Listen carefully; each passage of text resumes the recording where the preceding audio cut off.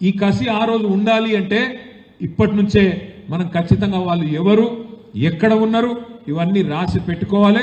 పెట్టుకొని ఒక్కరిని కూడా వదలకుండా వారికి జవాబు చెప్పే బాధ్యత నాది అనే మాట నేను విజ్ఞప్తి చేసుకుంటా ఉన్నా. కేసీఆర్ సార్ అంటే పెద్ద మనిషి మంచోడు, ఆయన పెద్ద మనిషి మంచోడు జీవితం అంతా చూసిండు. కానీ నేను ఇట్లాంటి దుర్మార్గ పాలన జీవితంలో చూడలేదు. నేను కూడా చూసిన, చాలా మందిని చూసినాం ప్రభుత్వాలను.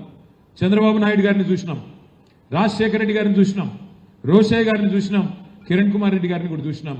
ఆ తర్వాత మన నాయకుడు కేసీఆర్ గారి పరిపాలన చూసినాం.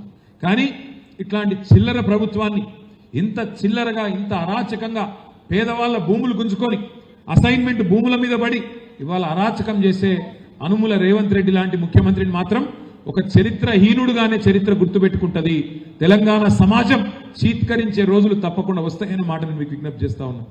మొన్న నేను మా సబితక్క విద్యార్థుల మీటింగ్కి పోయినాం తెలంగాణ భవన్లో.